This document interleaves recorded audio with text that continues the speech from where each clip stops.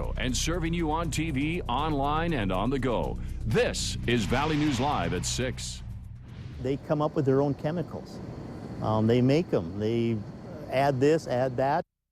Local law enforcement are on the lookout for a new killer, a synthetic drug called Flakka. Good evening, everyone. Thanks for joining us tonight. The FBI is warning about this new synthetic drug, believed to be as dangerous as meth, cocaine, and bath salts. Now, while police tell us that they haven't busted anyone with it yet, they're concerned with synthetic drugs in the area and the things that people do while using them. Valley News Team's crime and safety reporter Nicole Johnson has more about this powerful street drug called Flakka and the others like it impacting the valley. People that are buying, they absolutely have no idea what they're getting. Flakka, a drug that's sending other parts of the country into high alert, saying they've never seen anything like it. Reports out of Kentucky say in 6 months of using the drug, a 25-year-old woman lost 50 pounds, blew through $15,000, and sold her house for $700. These synthetic drugs, they're made with chemicals that nobody knows what they are.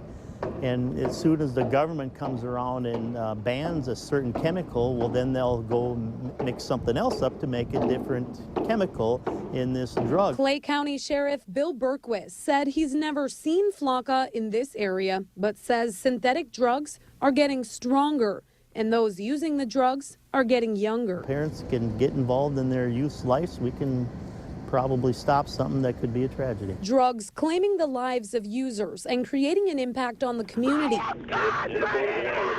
People committing crimes under the influence. Experts believe many have little or no self-control. You can see in this video a man kicking the door at the Fort Lauderdale Police Department after he told police he was using Flakka. We've all heard of homicides that happened just because somebody was on these chemicals and after it was all over had no concept what happened.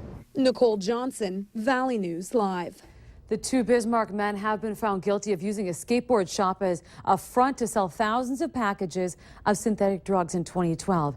After 10 hours of deliberation, the jury found the owner and store manager of Discontent guilty of a combined 7 felonies today.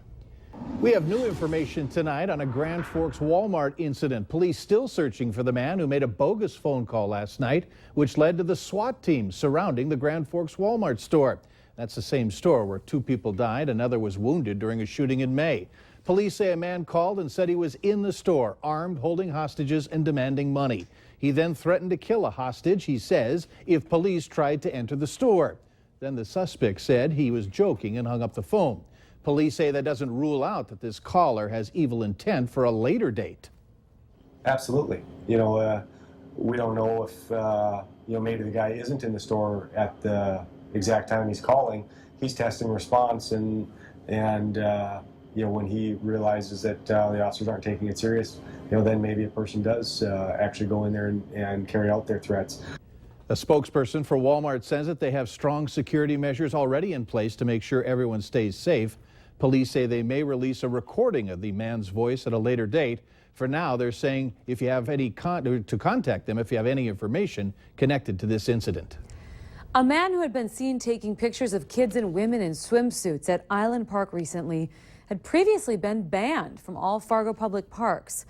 Police say that this man showed up at the police station today to show them the pictures that he had taken with his camera after he saw his picture being shared on social media. The Fargo Park District says that they received numerous complaints of this man. Police tell us what the man did, and it is not technically illegal, but the behavior could rise to a disorderly conduct charge if it alarms, harasses, or annoys a complainant. Coming up tonight on Valley News Live 10 at 10, we'll have reaction from people who frequent the park. Well, it was a wild, destructive day yesterday. Just look at what the weather did. Storms ripped through North Dakota and northern Minnesota. Here's video of damage from storms producing hail, strong winds, heavy rain, even a few tornadoes touched down. Let's go to our chief meteorologist, Hutch Johnson, who has much more on what we can expect tonight. Hutch? Thanks so much. It is overall a lot quieter across the region, although the radar does show some active thunderstorms on a boundary between some very hot and muggy air to our south and to our west.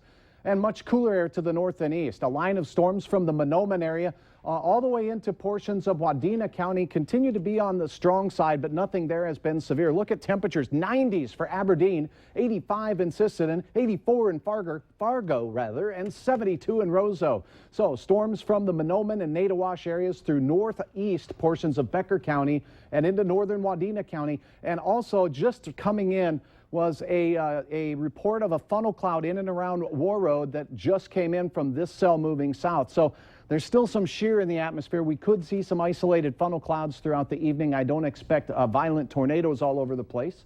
Spotty thunder showers in our forecast. Temperatures cooling into the low 80s in Fargo by later tonight.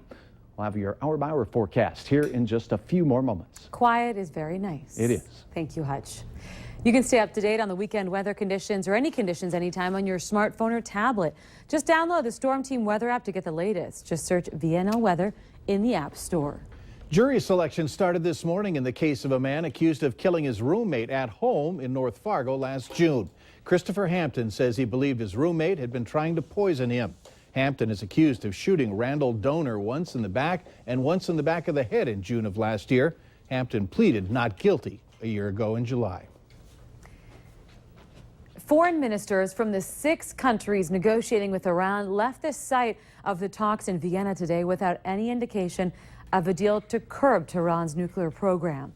Foreign ministers declined to answer questions about another possible extension of discussions earlier today. Some Western diplomats said at least 2 other issues still needed final agreement.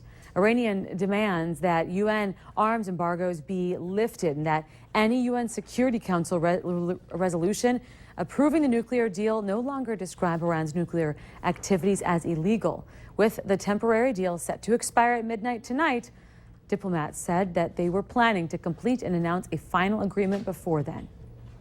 Ever since the mid-70s, there's been a ban on most U.S. crude oil exports spurred by massive oil shortages.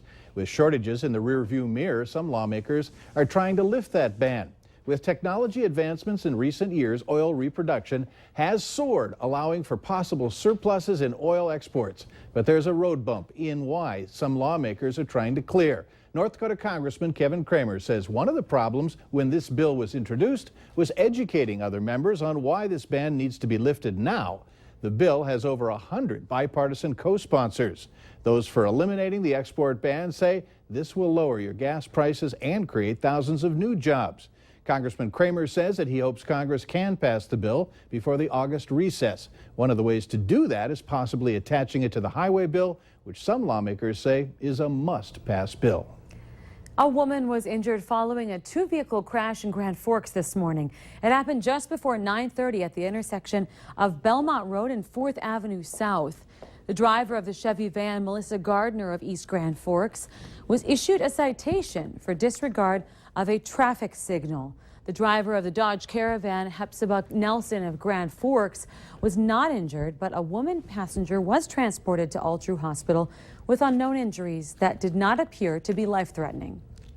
Fargo police are warning residents of a white van scam. Last Saturday, an officer responded to a call regarding an individual who stated he was approached by 2 white males asking if he wanted to buy some sound equipment.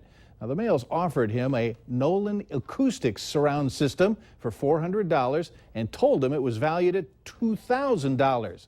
Well, on the box, it showed the surround sound was worth $2,438.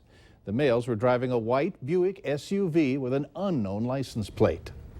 It's not uncommon to see new buildings popping up in the valley, and Fargo will soon see 2 more. Fargo's premier state-of-the-art business park held a groundbreaking ceremony today. The addition will bring more than 250 new jobs to the community. It's located in the southeast corner of the high-impact intersection of Main Avenue and I-29, and many are excited to see the new addition to the area. The first building is expected to be complete by December. Construction is going to begin on the 2nd by spring of 2016. You ever feel like you don't have enough time to get everything done? Well, there is an opportunity in Moorhead to get a great workout and give back to the community at the same time. FirstLink is looking for volunteers to help people with disabilities learn how to ride a bike. The event goes today till Friday. Volunteers will walk or jog or run about 3 miles a day. The event is from 8:30 until 3:15, but we're in need of volunteers from 11:30 to 12:55 and 2 o'clock until 3:15. If you'd like to register, head to valleynewslive.com, click on the Hot button. Well, the Fargo Street Department's making some repairs today to a broken water main that flooded a Northside Street. The big puddle shut down an area near 7th Street and 7th Avenue North for several hours yesterday. That area is closed again today so crews can repair it. Traffic is being detoured around the area. Here's a map of those routes. The road is expected to be reopened by the end of the day on Friday. You may have to get creative when driving through parts of the Fargo-Moorhead area. Some roads are temporarily closed. Today, 1st Avenue North is closed to eastbound traffic between University Drive and 7th Street North. Eastbound traffic will be detoured to 1st Avenue South. Westbound traffic will be reduced to 1 lane. Parking will also not be allowed on 1st Avenue North between University Drive and 7th Street North. Now, the closure should last about 2 days. Another closure to be aware of. Crews have closed Airport Road and the Frontage Road across from Kmart off of Highway 10 for about 2 days. Businesses in that area will remain accessible using Wenner Road. Now, once the work is complete, the Airport Road will reopen and Wenner Road will close for paving. Well, coming up later on Valley News Live at 6, believe it or not, school bells will soon be ringing again. How you can help with donating supplies to those who need them. Hit and miss thunder showers across the valley this evening. I'll have details on what you can expect for the rest of our work week ahead coming up next.